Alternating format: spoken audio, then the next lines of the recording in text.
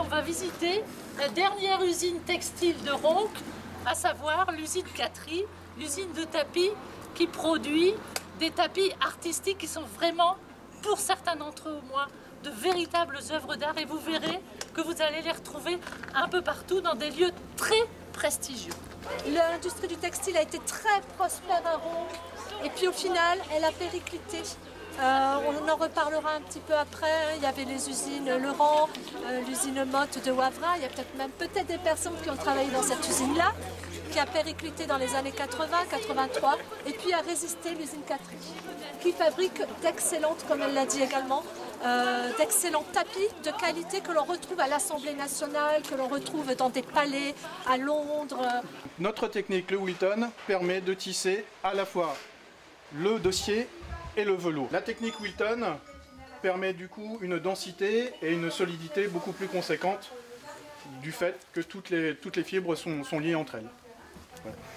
Ici nous sommes dans la zone de stockage de nos bobines de laine. Une fois teintes, elles sont bobinées chez notre teinturier et elles arrivent ici pour stockage puis fabrication. Je vous invite donc à me suivre pour la première étape qui sera donc le bobinage et l'ourdissage de la laine. D'ourdissage et de bobinage. Ce sont des bobines qui sont en un fil de laine. C'est en fait une technique particulière de teinture qui nous permet là en l'occurrence d'avoir jusqu'à 4 couleurs sur le même fil de laine. Triplage ou le triplage, on va obtenir plusieurs centaines de petites bobines de couleurs différentes. On va pouvoir tisser aussi bien en velours coupé qu'en velours bouclé. La seule différence, c'est qu'on utilisera un système avec des petites lames ou sans lames, selon le produit désiré.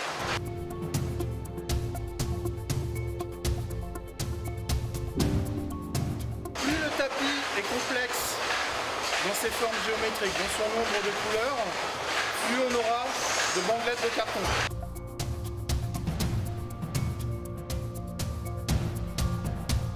Vous pourrez voir effectivement le croisement des différentes fibres. Là, vous voyez, on a la laine, on a le jute de coton. Et à la main du métier, sur le pupitre, on aura, mon collègue vous montrera, le passage de la navette qui dévide donc le deuxième fil de jute qui lui va faire le serrage du dossier.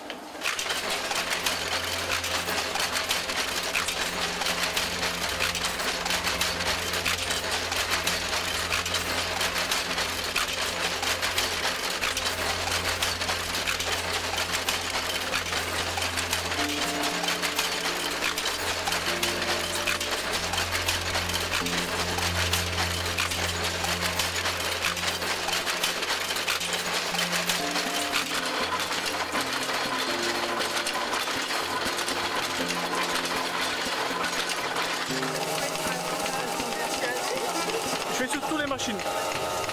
Je connais toutes les machines par cœur. Après, c'est le carton qui dessine le dessin. Qui fait le dessin et le carton il revient en arrière. On prend la trame et on remet en haut. C'est un métier ça. C'est un métier, ouais. C'est question d'habitude, je pense. Oui, oui. C'est vrai que ça impressionne toujours les gens quand... Là, vous avez un coupé. Ah oui. Vous voyez? C'est encore autre chose. Là, vous avez des couteaux. Voilà.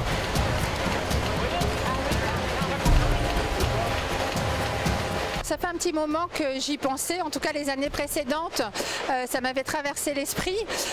En l'occurrence, donc c'est la mairie, heureusement, qui est venue vers nous et qui nous a proposé cette possibilité, qui nous a séduit, parce que bon, qui m'a séduit moi, mais également mon frère et notre cousine Léa, qui s'est bien occupée des gens de la mairie et qui a mis en place aussi bien ce qui se passe aux écuries et puis un petit peu le parcours ici au sein de l'entreprise. Voilà, donc moi, si vous voulez, l'important pour moi, c'était de faire découvrir ou faire redécouvrir notre activité. Je sais que beaucoup de gens passent devant chez nous chaque jour et se demandent bien ce qui peut se passer à l'intérieur. Et je pense que ça le mérite. Il fallait absolument qu'ils puissent voir effectivement les coulisses de Catry. On a le label Entreprise du patrimoine vivant depuis 2012, hein, donc à l'occasion de nos 100 ans. Et ça, c'est une vraie fierté parce qu'on a un vrai sentiment d'appartenance. Voilà, mais bon, ça reste effectivement un métier compliqué qu'il faut faire connaître à travers le monde, parce que on a quand même on exporte, hein, mais à hauteur de 15% seulement. Et le but, c'est vraiment de pouvoir développer cette activité, en tout cas promouvoir nos produits à l'étranger encore un petit peu plus. La situation économique de Catry, elle est très compliquée. Elle est très compliquée et c'est pour ça qu'on essaye d'ouvrir au maximum l'entreprise pour faire connaître notre métier. Et très honnêtement, on essaie aussi de solliciter les aides publiques, en l'occurrence, pour pouvoir nous aider, parce que très sincèrement, aujourd'hui, on a un patrimoine en péril, quelque part. Et voilà, c'est une première pour nous de faire visiter l'entreprise et on va se battre pour que ce ne soit pas la dernière, mais pour ça, on a besoin d'aide. C'est une visite qui nous a paru intéressante et puis mon père était tapisseur dans une autre usine textile en fait de la région du Nord, donc on a vraiment apprécié de revoir un peu ce que mon père et son mari faisaient, quoi. Donc c'est une visite très intéressante, c'est toujours bon de revoir les anciennes machines textiles qui ne sont plus forcément utilisées dans toutes les usines aujourd'hui, et surtout de voir qu'une usine textile française, et qui plus est roncoise, est en activité et en mesure de fournir des produits textiles de très haute qualité. Donc c'est avec plaisir qu'on fait cette visite. Selon la demande du client, on va venir régler la hauteur du velours, et donc c'est ce qui va nous permettre d'avoir cette moquette bien nettoyée, bien propre. Et ensuite, elle va atterrir à l'atelier de piqûrage pour être visitée par notre piqûrière qui va vérifier les défauts, réparer quand il y a des défauts au niveau du dessin ou aussi bien au niveau du serrage de la matière. Et ensuite, elle va passer dans la machine qui est derrière, donc qui sont les apprêts.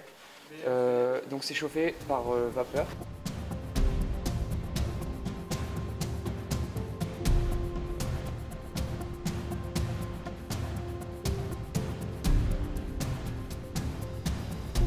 Si vous avez des escaliers à faire, des tapis à réaliser, eh ben, écoutez, vous passez, vous sonnez.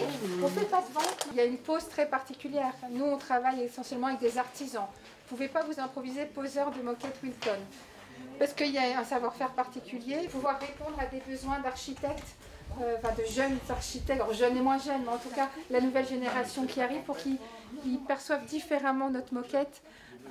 Voilà, parce que bon, c'est vrai qu'il y a une image un petit peu poussiéreuse. Ouais, on voit certains motifs qui oui, après on a plus de 16 000 dessins en archive, donc imaginez, vous allez voir si vous allez aux anciennes écuries après, il n'y a pas les 16 000 malheureusement, mais en tout cas je sais qu'ils ont fait une belle mise en scène et vous allez comprendre un petit peu l'histoire et aussi le trésor qu'on a ici en matière d'archives et de dessins de tout temps.